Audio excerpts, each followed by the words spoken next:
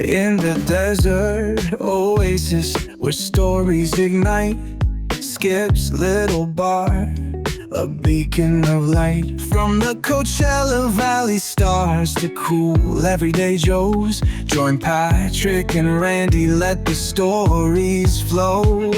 At Big Conversations Little Bar, the magic spreads near and far. Backed by the McCallum Theater's grace, celebrate the voices that shape this place. From the coveted corner booth in a little bar at the center of the Coachella Valley universe, welcome to another Big Conversation with Patrick Evans and Randy Florence, presented by the McCallum Theater. Visit McCallumTheater.org or reach the box office at 760-340-2787. Gentlemen. Thank you very much, Howard. We are back here at the coveted corner booth at Skip Page's Little Bar in Palm Desert, California. And we are very excited for another edition of Big Conversations Little Bar. My name is Patrick Evans, and I'm joined, as I am each and every week for the last 400 episodes of this thing, Randy Florence, my spiritual guru and the sidekick extraordinaire. You know, I don't want any responsibility anymore for being your spiritual guru. Oh, no, it's all on you. Nobody's noticed a change. I've absolved the Catholic Church and I've turned to you. Hey, I got a question for you. Okay. Wait, before you do that, we want to give a big shout out to our primary, wonderful sponsor, the McCallum Theater.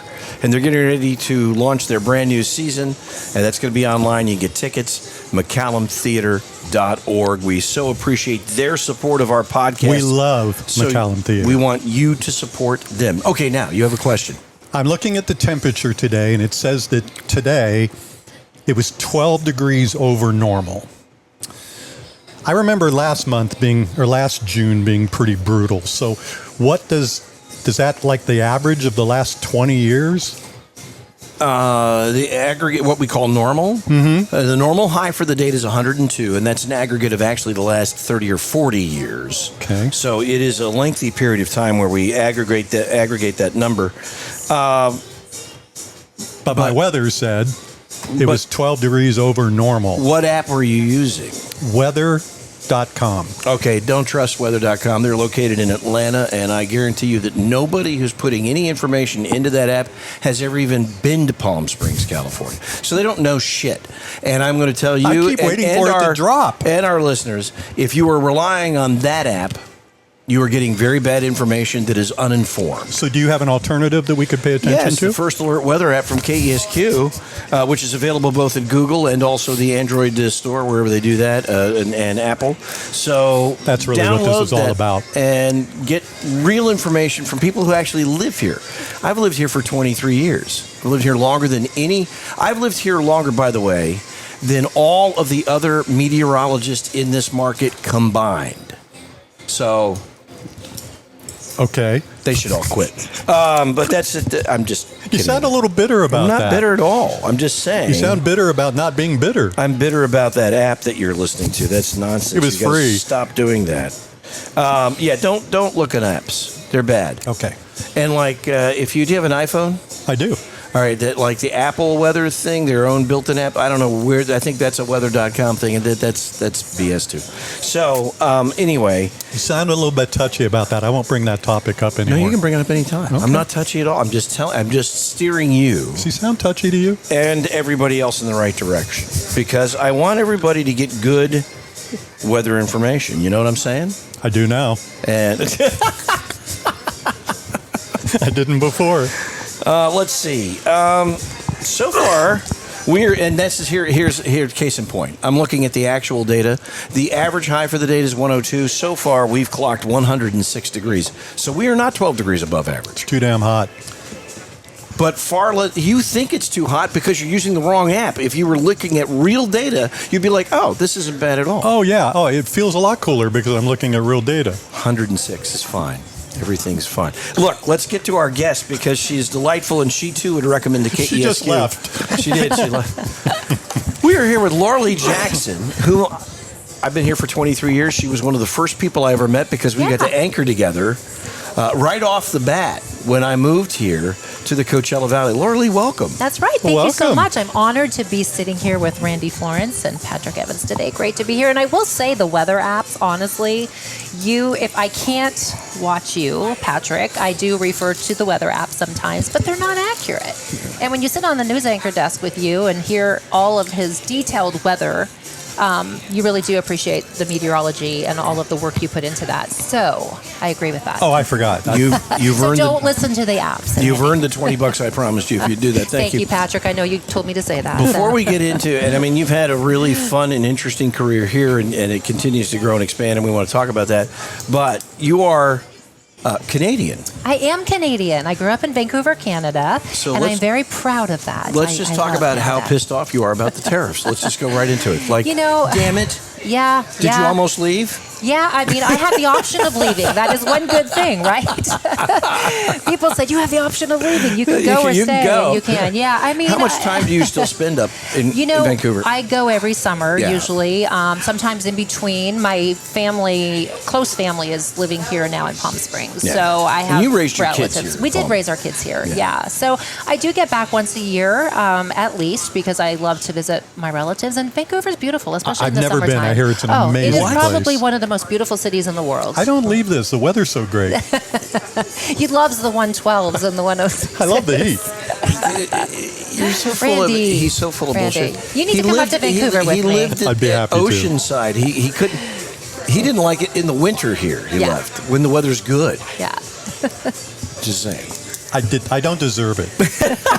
I had to leave town because I don't You deserve had the to good leave weather. town. You did. So all right.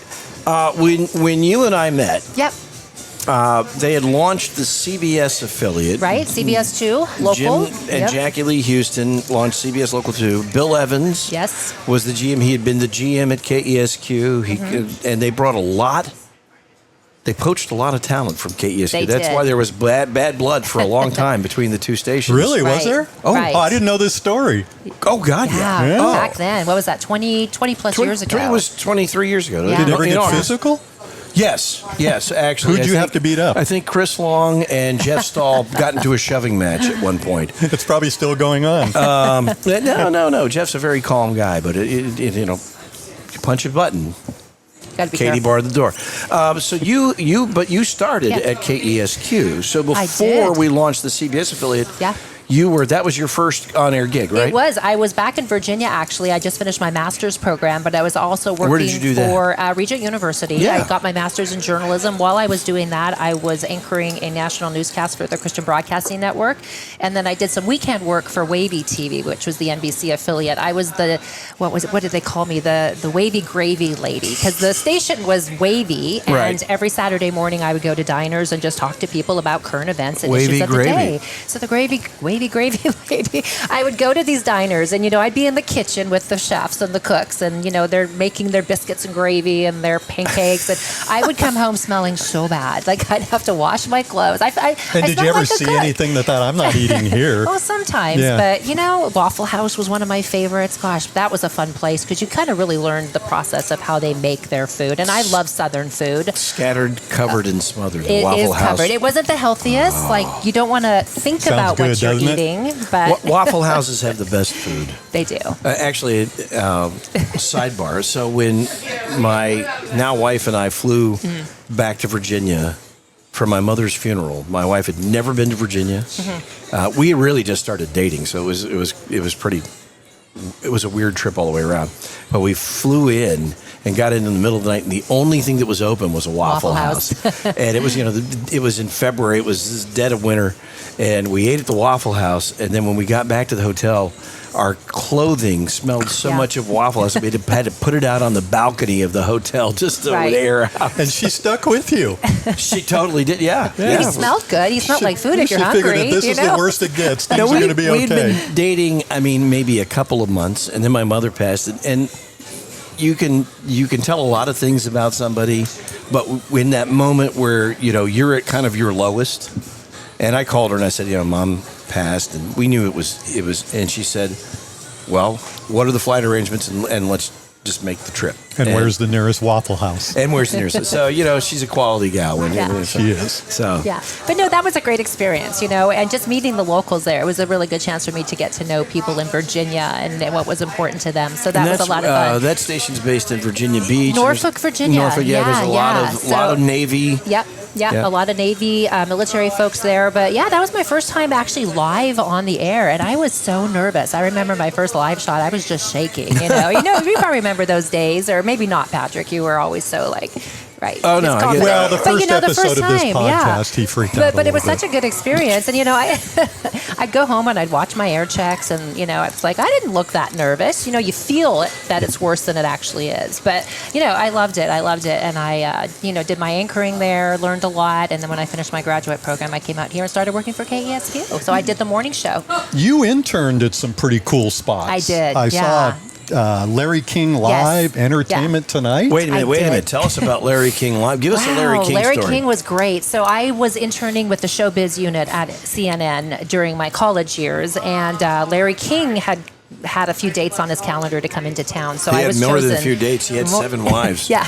Well, it was funny. It was funny because those aren't dates. Those aren't dates. The day before I was scheduled to intern with him, I think Hard Copy and some of the, the tabloid magazine type shows had broke the story about, Larry King being this womanizer. And I'm like, oh my gosh, I'm going to be interning with him tomorrow. But, it was such a fabulous experience to see him work. And actually, I didn't see him work as much as his staff and how they prepared the show, how they communicated with him during the day, letting him know the topics and the guests that he was having. And he'd walk in and just be like, hey, I'm Larry King. And he'd just walk up to the set and did his thing. And it was like, wow, this guy's really good, What was the Entertainment Tonight thing like? Entertainment Tonight was good. I actually worked in the morgue. I was an intern in the morgue. So basically, we would do all the clippings of different famous people and file them because, when someone passes, you have to have an obit ready immediately. So we would file all of those clippings from back then. It was newspapers. Now it's all digital, right? So I was cutting and pasting. You called that the morgue? They called it the morgue. Yes. So they had the obits ready to go. We have obits for we have yours ready to go.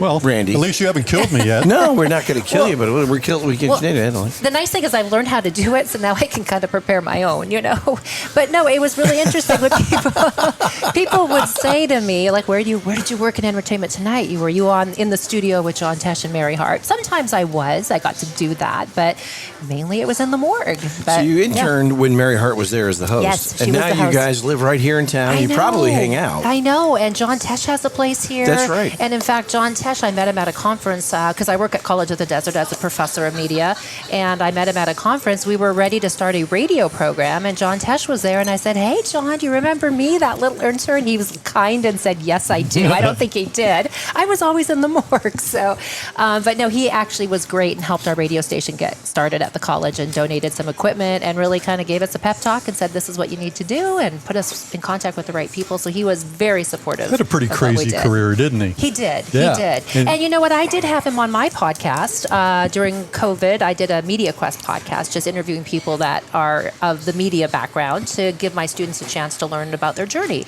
And John Tesh was one of my guests. Wow. I didn't know he was homeless. His story is fascinating. Yeah, he's right now or no, not now. Thankfully. Connie kicked him out. It's sad. Thankfully, he's not. But yeah, he has had quite the journey on the road to success. I have a lot of respect for him. Yeah. Well, and he's just kind and gracious and was lovely to give me the time in the podcast. Yeah. I've met him a couple times. He's a very gracious guy. The first time I met him was at the opening of Disney California Adventure. Mm-hmm. But the second time was here at the food bank in Desert Hot Springs. The name escapes me.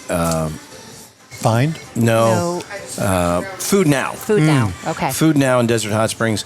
And I was helping to give away turkeys prior to Christmas, and he and Connie were there doing the same thing. Nice. I think he remembers those days where it was tough for him, and he gives back in really, really nice ways. That's a great story. It is a great story, Thank and I you do for get the sharing that. sense of that. He seems very giving, and not just giving of money, but giving of time, and what can I help you with, you know? Yeah. I was an intern with him how many years ago? 25, 30 years ago? And a couple of amazing careers he's had. Right. I called him up, and he of course I'll do that for you. And I'm like, wow, this is huge. So, in my house, kicking my kids out. Hey, quiet, guys. I've got John Tesh. It all worked out. So he was great. That's Fond great. memories of him, definitely. Yeah, he's a terrific guy. Yeah. We should try to get him on the podcast. You He know would him. be great. I don't know him that well. Yeah. Laurilie knows him. Laurilie. Well, you knows know him. what? I think he still does have a place here. I'm not 100% sure, but I knew when I had seen him at this conference, he was saying he did have a place, and him and Connie would come out here frequently. So, yeah, definitely. He would be definitely The worth people you have speaking rubbed to. shoulders with. I know, it's if been kind of exciting. If you think back on it, Yeah. it's pretty cool. It is cool. Yeah, you know what? They always say when you get into media, don't be starstruck. But of course you are to a certain degree, right? But these I people. couldn't talk to Patrick for like I a was month and a half starstruck when I met at the beginning Patrick. He of this still doesn't look me in the podcast. eye. But these kinda people are weird. real. They're real people. They have real lives. They're some of them are not so kind. Some of them are kind. But it was just really great experience. I always like to learn from people's journey, and that's one of the reasons I wanted to do that with my students, give them a podcast of interviewing people, because I think so many people think, oh, I can never achieve that because I didn't start like that, or I didn't have that, or I didn't have that support from my family. A lot of these people didn't have anything, and they made themselves out of nothing. Yeah. So, I think a lot of their stories are so encouraging, and we need to hear them, because I think everyone can succeed at some level of whatever their desire of success is, So You got your undergraduate degree in sociology. Did I I read did. that? Yes, How did sociology that and move communication. to television. Well, in communication. Was I that, had no idea what I wanted to do when I went to college. I just wanted Because to get out of the house. there wasn't television in Canada when you were growing up. They didn't have that. Well, we did. oh, We you did. do. You do. You have that up there. I that's did, and I great. was fascinated by the news. I had parents that were very up on current events, watched the news every night. So my dinner table was not so much a conversation among the family; it was watching the news, right? But And it was great. Canadian news. It so was Canadian news. Mainly maulings of polar bears. It and was good news. just A little bit different than down here, but we usually wait a lot longer to insult our guests in this show. That's I'm okay. not You insulting know what? Laurilie, just Canadians. in You're not general. insulting me. I've heard it all before. So yeah. When I go back, Well, that was an insult. We're not even original. Well, that's true. when I go back, I live in my igloo, and I have my Eskimo gear and my little dog sled out in the back. And but so I went to college. I actually was somewhat musical, thinking maybe a music major would work. And then I thought, well, let me just take some communication classes. They sounded easy, What was your instrument of choice? Did you play piano? I played the piano. I wrote music, and I sang. I sang in my church growing up. I'm not very good, but do you still play? I do a little bit. I am not as musically inclined, I think, as I was. I was very passionate about it when I was growing up, and I love music. I just feel that I don't know. Maybe my voice is getting older. It doesn't sound as good. I like talking better than singing. But yeah, so then I did study sociology. I had taken a sociology class, and I fell in love with it. And I had the greatest professor. Dr. Nishida was his name, and he just believed in me, and I loved sociology. I loved that was understanding at people. Biola. At Biola.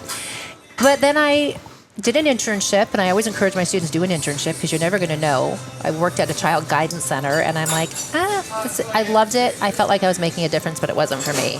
And then I did an internship at KNBC in Los Angeles. Worked with David Garcia, who we worked with at CBS yes. too. Lovely Yes, human being. Environmental reporter. Yes. And Earthman. I fell in love with broadcasting. Yeah. I fell in love. I mean, Patrick, you go to work every day, you meet new people. It was exciting.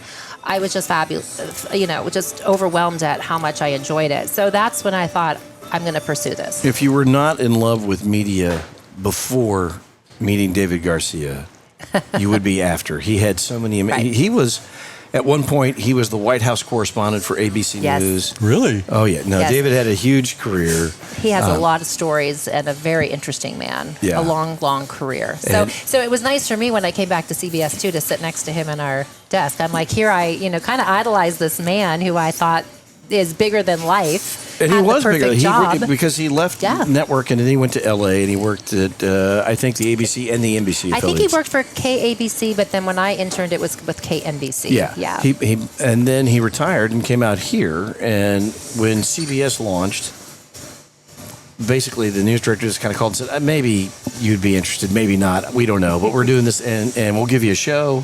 And he said, yeah, I'd love to. And Yeah. You know, I'm amazed at all the podcast episodes that we've done and some of the people that we've had from the media and broadcasting on here. I'm amazed at how small that world is and how many people that that other people know from other parts of the country yeah. and such. So my favorite David Garcia story was when he was working at ABC News, and they were covering the president, and they traveled to Dallas, and they were at the big Hilton in Dallas, and Sam Donaldson was also a big, reporter. Yeah. And David's sound asleep, but he was rooming with Sam Donaldson. The hotel called him and said, "Mr. Garcia, would you please come down to the lobby? We're having a problem with Mr. Donaldson." So David gets dressed and he goes down in the lobby, and they had the Dallas Hilton apparently has like this big lobby with trees. And Sam Donaldson was drunk as a skunk, and he climbed one of the trees, and he was hooting like an owl at people walking by. That never happens with broadcasters, Patrick. It's only happened 3 times on this Those podcast. are the stories you don't hear in the news. My other favorite David Garcia story is he was very proud of his 13 Emmys. Yes. They moved, and he called me one day and he said, "By the way, I was wrong. I found an Emmy that had fallen behind the cabinet. We have 14. Thank you. Thank you for sharing. They're very proud of their Emmys, and they should be. So. Yeah. But he really gave me a good learning opportunity, and I just fell in love with that industry. But Patrick, it's not an easy industry to get into. So you say, okay, this is what I want to do. You intern, you work on your tapes, and you get better by working at all these little places and get experience. And And then doors open for me in Virginia, and then at KESQ. So it's been a fun journey. So when you came back and started working at KESQ, you had a great resume. I mean, they were very lucky to get someone with that kind of experience, because a lot of times first-timers don't have that. Right. So. Yeah, I did have a lot of experience, but I also didn't have a lot of experience. So I really learned a lot at KESQ, and I felt like I really, honed my skills and got better at what I did. So, yeah, it was great. I was thrown into, back in the day, we didn't have a producer in the morning, so we were anchoring and producing newscasts. And that was something that was different for me, because I'm like, okay, now I'm wearing how many hats? Well, and we're a small market, and so you had interned in all of these big places, and then you get spoiled watching all the big guys do their thing. Probably at that time we were market 146 or something like that, and I think we're still similar, 143 maybe. But now you're down in the trenches, and you're writing your own copy, you're producing your own show, you're timing your own show. Yeah. I mean, it was running your own teleprompter and doing everything, communicating with the director and everything like that. But you know what? I always say, that's the way to start, because then you learn everything, right? And then you understand everyone else's positions in the newsroom, and you respect them a bit better. I think if you walk in saying, I'm only going to do one thing, it's not realistic, and you're not a lot of value either. If you can jump in and help out wherever, well, then you sometimes get taken advantage of, right, Patrick? Well, you do. You always will, but it's okay, because you're still learning stuff. Right. We have young kids who come into the station these days, and they're like, "Oh no, I'm here to do this, and I'm not going to do that." And I'm like, "Well, you're an idiot, because first of all, you should learn to do that, and second of all, there may come a day where we need people to do everything that you can do, and if you only do one thing, we don't really need you." Right. And make yourself valuable. Yeah, absolutely. So did you come to the desert for the job? I did. I was finishing up my graduate program, and KESQ called me. So my family, being from Vancouver, always vacationed in Palm Springs. I wondered how much you knew about the area. So as a little girl, every year my parents would get in the RV, and we'd come down to Cathedral City and stay in the RV park. Yes, my family was big RV people. I loved it. It was a great way to travel. But we just had the most... It's a long RV ride. It is. 2 days from Vancouver to Palm Springs. Oh, that's not as bad as I thought. No, but we drove pretty straight. So it was a long drive. My brother and I would be in the back seat, like, there's only so many games you can play, travel games, before you start getting on each other's nerves. So, but no, great experience. But I always loved Palm Springs. So when the door opened here, I was like, it was a no-brainer. I would rather go to Palm Springs than somewhere in the Midwest. Not to put down the Midwest, but I was familiar with it. It was like coming to a place that I felt somewhat at home in. Sure. And I knew my parents would be down visiting, and it would be an easy trip for them. So it really was a blessing in disguise. And, I worked with a great team of people. I learned a lot. We were on Cook Street, that old building, KESQ. Yeah, I did the morning show. And now it's a defunct pot dispensary. I know. Yep. It used to be things defunct. change. No. So question for you, though, because when I met you, you had already transitioned. I was one of the last people that got hired before CBS went on the air. Mm-hmm. And you guys had already. But what made you come over To CBS too. So let me tell you the story. So I did get pregnant with my first daughter, and in 2000 she was born. I decided to take some time off and enjoy my daughter, and I'm glad I did that. It was the best decision I ever made. Oh, so you were coming back into I was coming back in. So when CBS 2 started, I did get a phone call. Hey, would you be interested? I said I would love to come back, but I don't want to do the full-time deal. I would love to come back and do something part-time, so whatever that looks like. And they were gracious enough to work with me and said, okay, would you be interested in doing the morning show? I said, sure, I'd love it. Tom Tucker was my co-anchor. Tom Tucker, that's right. We were the first The guy from newscast Family to Guy. launch. The Family Guy anchorman was named after our Tom Tucker. Oh, really? I think so. I think that's Yeah, what it is. 100%. Yeah. But he doesn't have a mustache. Yeah. Our Tom Tucker. So it was a good So experience. you jumped back in, CBS and that was a great gig because Yeah. you did the morning show. We didn't Yeah. have a noon. No, we didn't. There was no So- noon broadcast. Right. And you started, it was you, Tom, and Rich Fields. That's right. Rich Field was doing the morning show with us. Yes, it was a fun group. And what I liked about it, the morning show in itself is a lot lighter of a newscast, right? I mean, Yes. watching Patrick and Jeff and Angela, it's so great. You guys have a lot of fun. Well, Angela's great. Jeff is, he's Well, difficult. I've worked with Jeff, so I know Jeff. I can tell you stories, but Oh, here we go. All right. On episode 2. That's right. We're keeping you around keep now. me around for the next episode. I'll give you the dirt. No.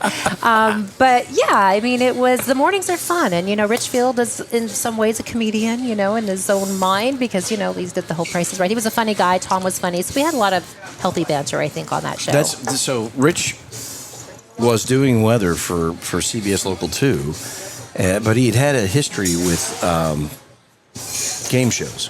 Right. Like regional game shows, but they were produced by the same people who produced The Price is Right. So all of a sudden, then he was taking some time off because he was filling in. They were running through people to be the announcer on The Price is Right because the gentleman who was Johnny Olson passed away.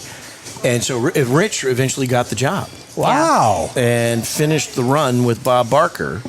And then I guess Drew Carey brought in his own guy. But Well, that's a pretty cool story. yeah, Rich went from Little Palm Springs CBS Local 2 to the Price is Right. Right. I want to go back a little further, though. Okay. Because I want to figure out how you got here. Growing up, Yes. what was She life probably like? drove here. In Vancouver? In an RV. Growing up, what did your parents do? My dad was actually a builder, carpenter. He was, my dad grew up in Holland, so he had a lot of really great woodworking Holland. skills. So when he came over to He was Canada, making wooden shoes. A lot of them. you know what? My grandfather did have a shoe factory, and he did make wooden shoes. Absolutely. So, he was a very talented man with his hands. He created all kinds of stuff. But when he came to Canada, he didn't have an opportunity to get an education. So he just dove into the job workforce and started working and really gained some skills in carpentry and had his own business, did a lot of kitchen cabinets and wall units and furniture for a lot of developers in the Vancouver area. So, yeah, he was great. My dad had a strong work ethic. He, worked 12-hour days and loved what he did. And Were had they a lot of supportive respect. of the direction that you moved? They were. I think my mom was like, why don't you stay in Canada close to home? I think it's hard for a mother to let their daughter go. But, they also saw the passion I had to do something that I wanted to, even though I wasn't 100% sure what that plan was. But, they were very supportive of me going. And, of course, they have a place to come visit. So it made them, travel to Palm Springs more and just take that 2-hour trip to L.A. to go visit Laurilie. So. Before we go on, we're going to take a quick break. We want to acknowledge our presenting sponsor, the McCallum Theater. Get ready for the next great season at the McCallum Theater. Tickets are on sale now. Let's hear a word from them. At the McCallum Theater, we believe in placing arts at the heart of learning. Since '97, our education department has inspired nearly 1 million students and community members through dynamic performances and immersive arts education programs. From the Palm Desert Choreography Festival to our Open Call Talent Project, we provide powerful platforms for emerging artists. Experience how the arts contribute to personal growth and enlightened citizenship. Your entertainment, your theater, the McCallum Theater. Learn more at mccallumtheater.org. Once again, our thanks to the McCallum Theater, Gary Keefe, the chairman of the board, and Yvonne Bell has just been named the president and CEO. Yes. And we're looking forward to having her on the program. She's been there in the development department for a long time, but she's I think a terrific addition. So Anything we can do with McCallum. Absolutely. We're here with Laurilie Jackson, a young lady who has been off and on, someone I've had the pleasure of anchoring with over the years. And you were talking about your family history. And Yeah. So, my mom was a stay-at-home mom, helped Dad with the business, do the books and all of that. So I really had great parents that were supportive in all I did. And I look at my upbringing and I'm just so grateful. I was raised in a beautiful country with great people. I think Canadians are probably the nicest group of people you'll ever meet. And I'm very thankful for that. I'm also thankful I have options to move back if I want. One great thing, too, all my girls are Canadian. I was able to get them their Canadian citizenship, and they can And you have have some options. 3 girls? I have 3 daughters. Yes, my oldest is 25, and my youngest is going to be 20 on Thursday. So, oh boy.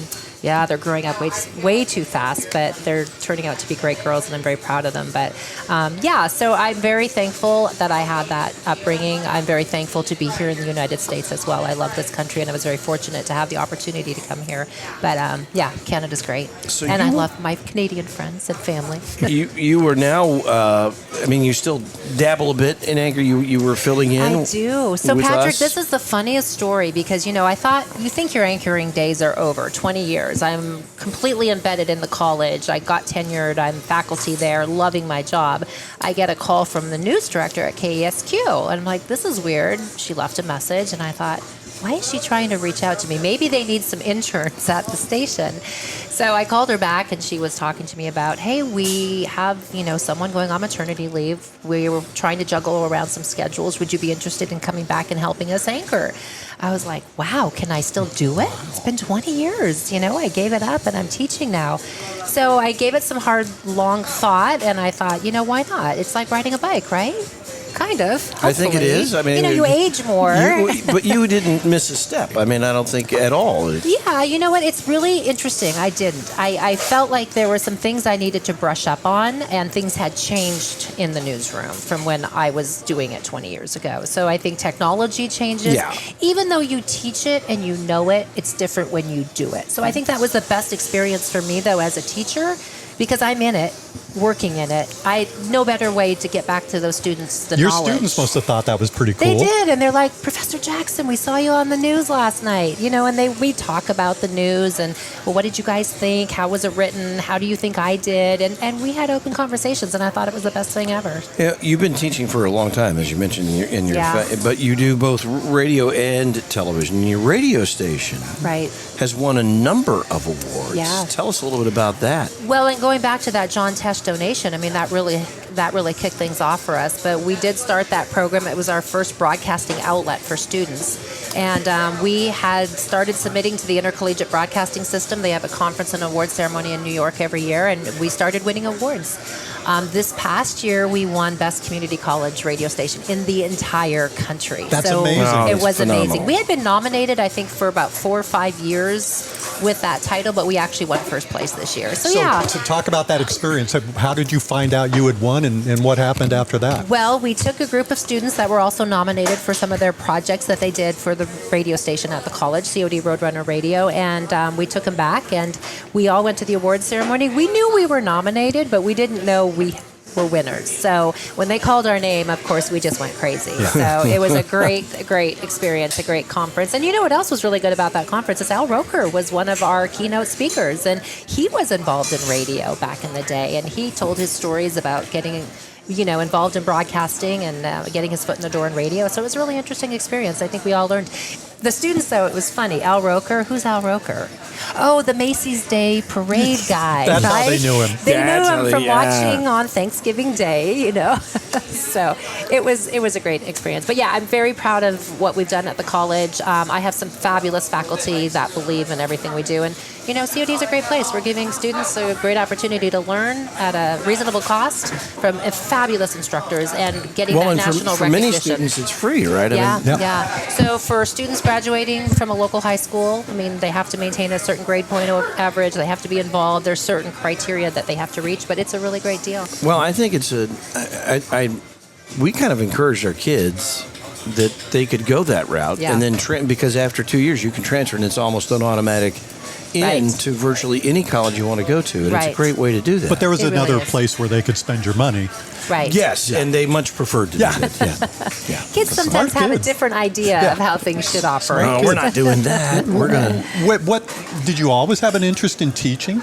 You know what I did? And actually, when I started working the morning show at KSQ, Steve Gary was a meteorologist. He was teaching at the college, and he had to leave because he went to Florida to take another job. And he said, Laurilie, why don't you teach? You have your master's degree. And I'm like, never thought about it. But I did a night class, a couple years, and I really enjoyed it. And then when I had my daughter, I started teaching more because I was able to be flexible with my schedule, and I didn't work at the station anymore. So I did love it.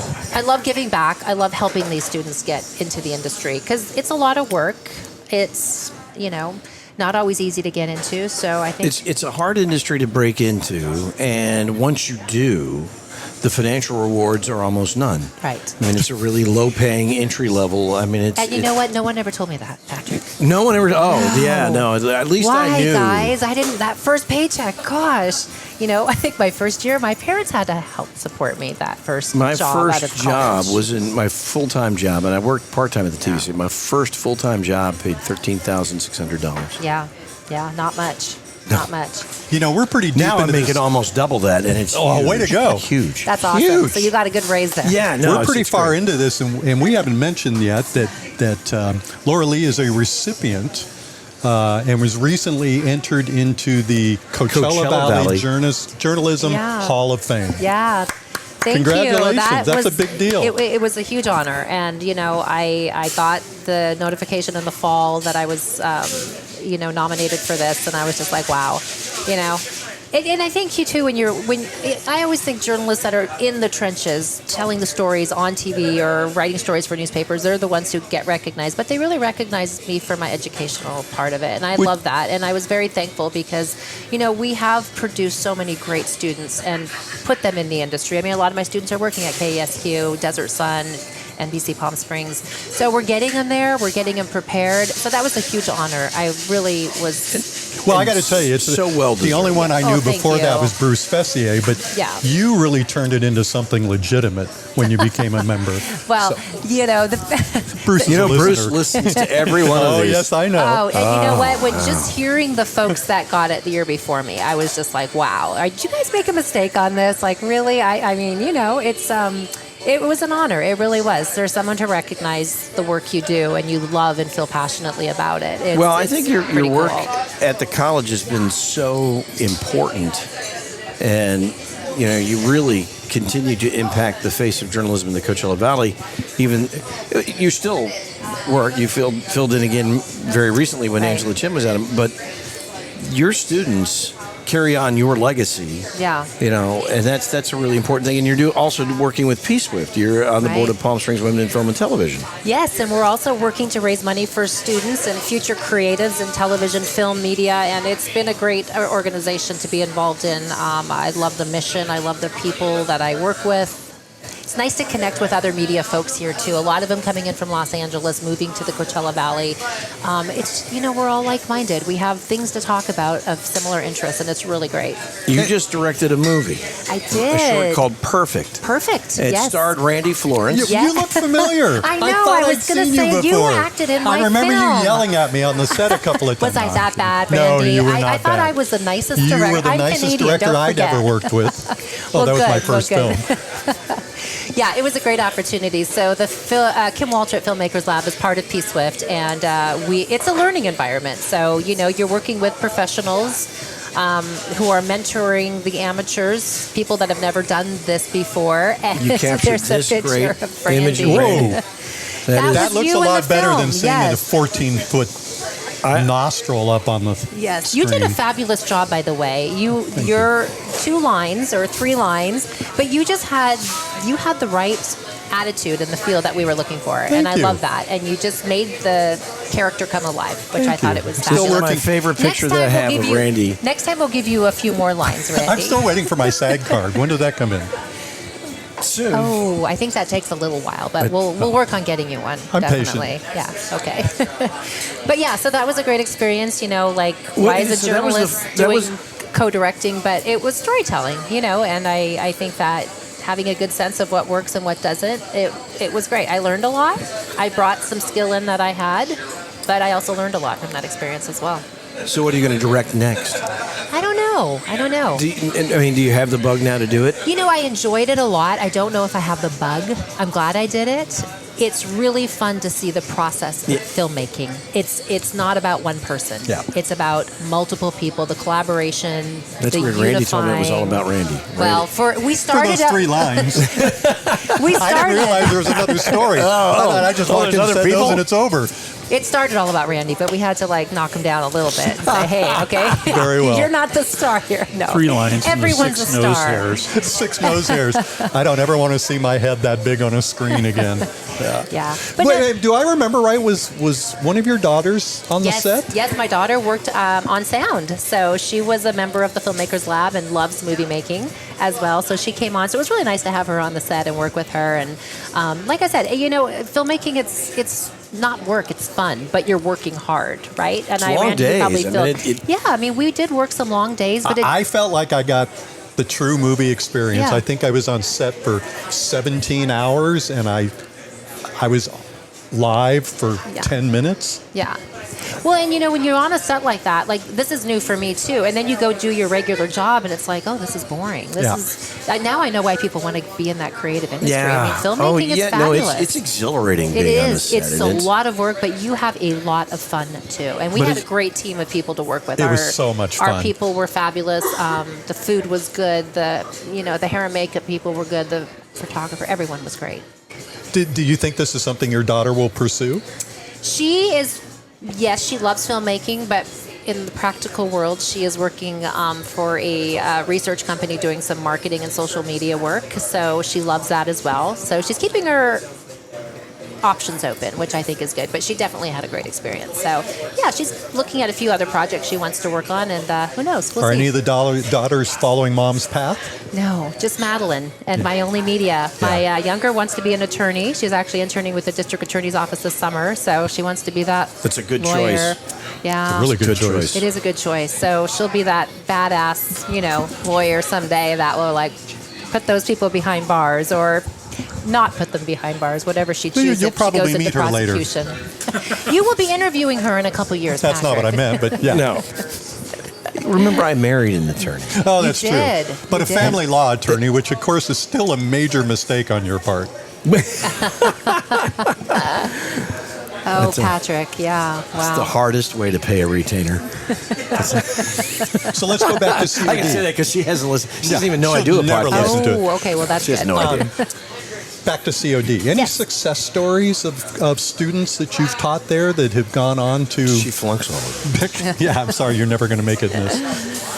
Well, I had one student that actually, she wasn't a journalism student, but she came through my program, took some classes. She actually performed at Coachella with Giselle Wu and the Night Owls. Oh, yeah. She was Love Giselle. great. She's Wonderful terrific. She's been on Eye on the Desert a bunch of times. We've had her perform there. She's great. She's wonderful. She worked for the radio station, really immersed herself in that as a music director and a station manager, and she was lovely to work with.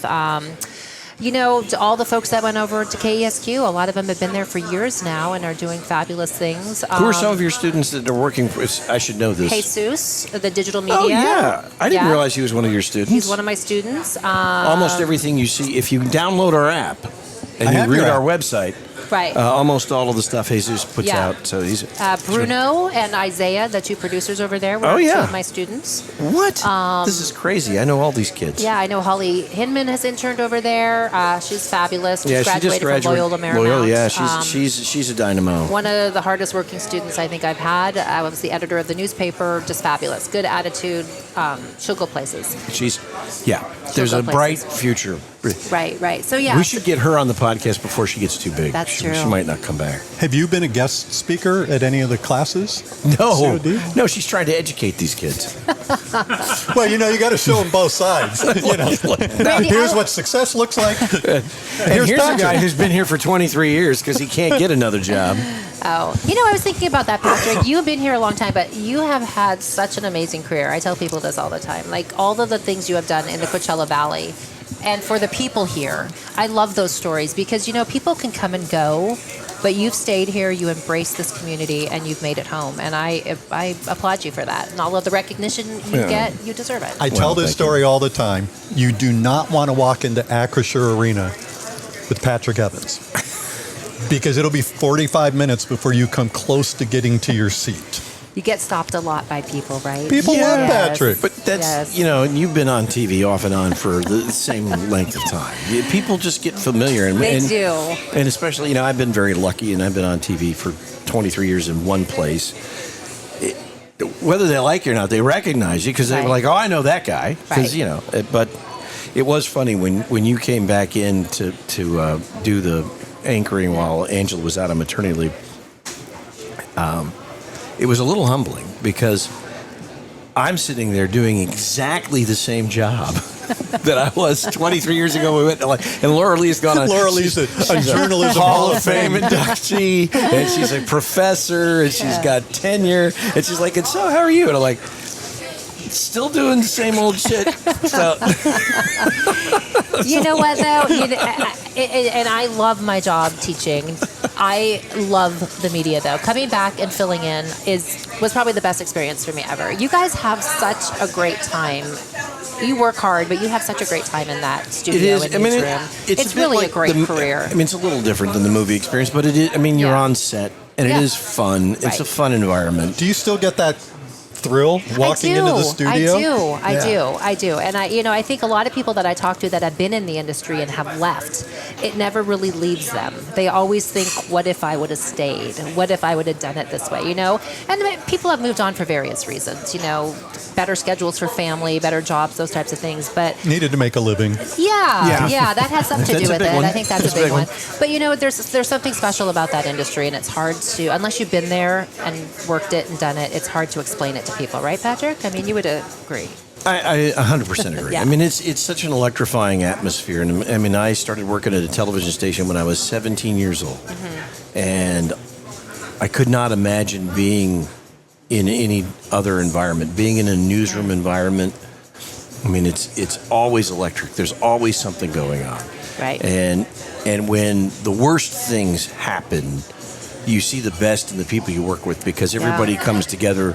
We have to get this on the air. This is really important. It is a really just, I think, an exhilarating place to work. Yeah, no, it's absolutely right. And it's hard to, coming back to it, it really opened my eyes again on how much I love this industry. But I'm also helping students get into it as well. That's what I love about what you're doing is that you are, and I didn't realize how many of those kids in our newsroom came through your program. And there's more, too. I know Sarah Snow was with you guys. I think we had some audio folks, directors that have come through our program. So, yeah.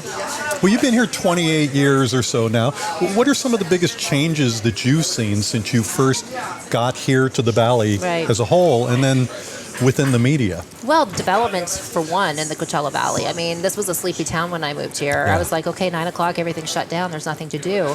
Made me think I don't want to be here very long. I want to be a couple years out of here, be in a bigger city where it's a little bit more exciting. But, then you have kids and you raise them here and you realize, wow, this is a great community of supportive people. Everyone's looking out for your kids. It's like a small town feel, but it has a lot going on, right? So I think that development here has been fascinating to see more people and more industry moved out here. It's been great. In the news business, there's so many changes in news. It's hard to pinpoint just one. I think, the frustrating thing for me, and I support local news 100% because that's where I think you get the real stories. Absolutely. National we need news. more local news. Local news. And, I always say turn off the national, watch them, but watch more local and support local because that's where you're really getting the stories that should matter to you about what's happening in local government, what's going on with our local politicians. That's where people can make a difference, right? Absolutely. But I get frustrated with the whole, the misinformation, the fake news. Like, people don't trust the news, and our younger generation does not seem to be embracing it as much. Well, either. And it's amazing to me, and I think you probably are dealing with this in your classroom. Yeah. Kids get their news predominantly now from social media sites. And it's funny to me because they're the same kind of kids who say, oh, you can't trust what you see on TV. Yet they'll trust 100% something on TikTok, which is total BS. It's total garbage. Yeah. There's no basis, and none of these people understand what journalistic ethics are. But they eat it up. Yeah. Because it's consumable on your phone. It's easy to get. Yep. If you can simply scroll. And you can learn everything about everything in 30 seconds. Right. Absolutely. And it's entertaining. And you're It right, is. they do have a short attention span. So, hey, I know the answers in 30 seconds to what's going on in our world, all the problems. And Do you that's- see any of this in your daughters? Yeah, a little bit. Yeah? You know, I try to set them straight, but I think they do have that mindset, and that's the younger generation. I really do think that more people need to study journalism. Take a class, a news literacy class, a media literacy class. Understand the whole process of media and the business of media and how it's impacting, especially our younger generation. I think it's really important. I think that's one of the biggest challenges we face is the misinformation in our world, and people just don't know how to consume it. They don't know how to sift through it and have those critical thinking skills. Do you think there's a they're future balancing for it. local news? Oh, absolutely. I think journalism, I believe, and I'm optimistic, but it has to stay. It has to stay. How we get it may vary. The platforms, the technology, obviously. You know, if kids are getting their news on TikTok, we got to get out there on TikTok and show them the real news, right? I mean, I do think we need to reach out and go where they're getting their information, but, you know, I can't imagine a world without journalism. Then we're just being fed a bunch of propaganda and a bunch of, that never happens. lies. No, it never happens. But, you know, that's where it could lead, and unfortunately, we're in some ways there already. Well, I think we're extremely lucky to have someone like you who's teaching these kids, because I think you are showing That's where them. it starts. Yeah. Yeah, and it's not just journalism students. I mean, I get a lot of students in that are other majors, you know, math, science, but they're required to take a media literacy course, so they do. And, you know, my goal is to open their eyes, you know, put on that critical thinking cap and really listen and think about what you're consuming and why you think the way you do and how this message is impacting you and so forth. So, yeah, it's a lot of fun. I love my job. I am very grateful to be at the college. We have some exciting things happening in our media department and our development. You have a new campus opening up. We do, and we have a fabulous film studio, television studio, new radio podcast studios coming there, a new newsroom and journalism. So will you be moving over to that campus? We will, yeah. Your whole program? Our whole program, when it's completed, we'll be moving over there. But we're really excited to work under one roof and really collaborate as media because, you know, our core mission is storytelling. But whether we go into film, television, podcasting, radio, newspaper, digital newspaper, it all stems from a story. So teaching those skills. You guys aren't still teaching newspaper, are you? Because there's no place for No, those we people. don't. We are teaching. We do have They're making one. We do have a news publication, but no printed anymore. We stopped that during COVID. But, you know, who picks up a paper anymore? I love the physical paper, but that just kind of dates me. Personally, how did the pandemic impact you? I think Besides having 3 kids sitting and pulling at out home all each day. other's Yeah. hair. You know, I think it made me think differently about trying new things, starting new things. You know, rethinking the way I teach. Even to this day, I'm still teaching half online and half in person, but I find that it's more convenient for students to learn online. Yeah. You know, they're working, they're parents, especially at the community college level. We've got a very diverse group of students. So you have people coming in from all walks of life. We need to make sure we cater to their lifestyle and give them opportunities to be educated in those, you know, aspects. So, you know, I've done a lot of, you know, distance education training. Now I'm going through some AI training to figure that all out, which is exciting, but also scary. It's really scary. So yeah, it's a continual learning process. But COD has a kind of a history of media and entertainment people coming out of there over the years, don't they? Yeah, Wasn't we it do. Jimmy Kimmel and Carson Daly. Carson Daly. I mean, I think a lot of those folks would just, I mean, what was Carson Daly? Golf? Took some golf classes. He was not a media student, but, you know, like I said, we have a great program. It worked out well for him in the end. I think it yeah, did. he did okay. He's doing okay. He's doing okay, And Kimmel, hear. I think, is okay. I think he's okay. You know, he's got a ways to go. He's but, making you a- know, He's I'm thinking able he's to. going to hit it big someday. He's making he a just living. sticks with I mean, it. he's making a living. He's doing all right. I think he's doing all right. Yeah. So, you know, COD didn't hurt them. I think it gave him a little boost. Oh. So did I That's also what I hear you say that you were tenured? I am. Wow, Yes, so you've got a job for life. I do. Congratulations. I have to do a good job, Randy. I mean, that's part of it. I have to keep doing this podcast. You know, you go through the tenure process. Hey, 200 more episodes and you'll be tenured. Oh, thank God. But, you know, people don't realize that you are continually evaluated. So just because I'm tenured doesn't mean that I'm free. I still have student evaluations and, you know, faculty evaluations. So they make sure we're doing our job, and I appreciate that because it keeps me on my toes. And When you leave at the end of the day as a professor, how do you know you've had a good day? oh, if students are not afraid to ask questions, I can see a little bit more confidence in the way they present themselves, and they're getting what I'm learning. I mean, I feel like that's where it is. One thing I think is the most important thing, I mean, I'm all for teaching, you know, skills and the textbook knowledge, but, you know, a lot of these students just need confidence building. And if they walk in, they're not going to learn anything until they feel that they can learn something. So, and maybe it's our student population. I just find that a lot of them coming in just broken. You know, they don't know what direction they want to go into. They don't think they have what it takes to be an announcer or a journalist. And just getting them thinking that, hey, I can. They don't have a lot of support from home either. Right. So they don't have, a lot of parents say, why are you studying media? That seems like a waste of time, right? So a lot of it, they have to get over that and believe that, hey, there's something here for me if they want to pursue it. So yeah. Where would you like to see your professorship in 5 years? What kind of things do you think you're going to have to start teaching going forward to keep everybody up with all the changes? Yeah, well, AI is one of them. I am attending a seminar this summer, learning all the artificial intelligence stuff. I don't even know what I'm going to be learning, but I think that's important for us to really embrace and not just, I think, you know, that everyone thinks it's bad. You know, there's so much negative around artificial intelligence, but there's a lot of good that can be done too. And I think being educated on how to use it properly and how to educate our students can be very valuable. And I'm just really excited to get over to Palm Springs. I know the Coachella Valley has been waiting for that campus for a long time. It's been a long time coming, so I think everybody's going to be excited about that. I will tell you that I think this Coachella Valley should be very proud of all the folks that have been working so hard to make this happen. And we're going to do it right. We've got some great people on board. We've got some great ideas. And I'm super excited. That's cool. Laurilie, thank you so much for coming. This is really cool. Director, Hall of Fame inductee, professor, media icon in the Coachella Valley, and now guest star on Big Conversations. Yeah. And maybe personally responsible for my next career when I hit it big in the movies. When you make that Academy Award speech, Laurilie Jackson is going to have to be one of the people you thank. Until they yank me off for not supposed to be on the stage. That's right. I was your first film, you right? Were. You worked my on. first yes, director. Yes, I love it. I love it. You. It was a pleasure working with you, Laurilie, Rander. thank you so much.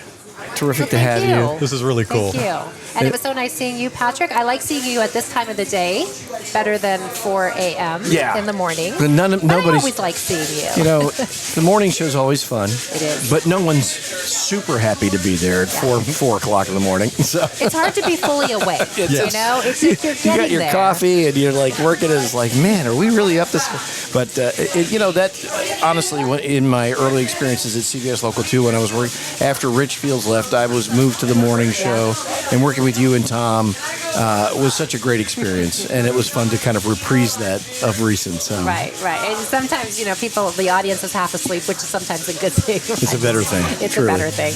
Our thanks to Laurilie. Our thanks to Mr. Randy Florence. Thank you. You did a great job. This was a good one. Yeah, I knew it would be.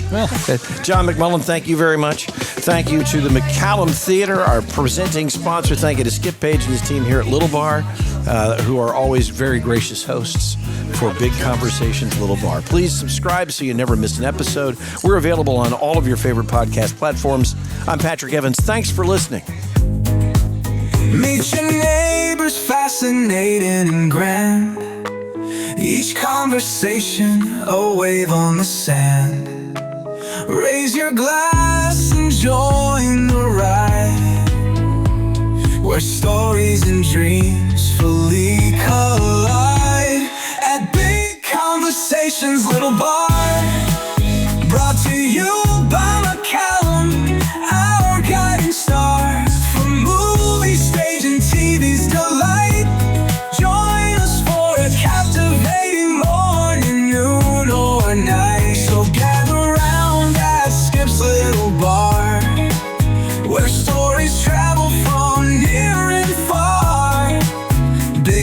conversations where they unfold.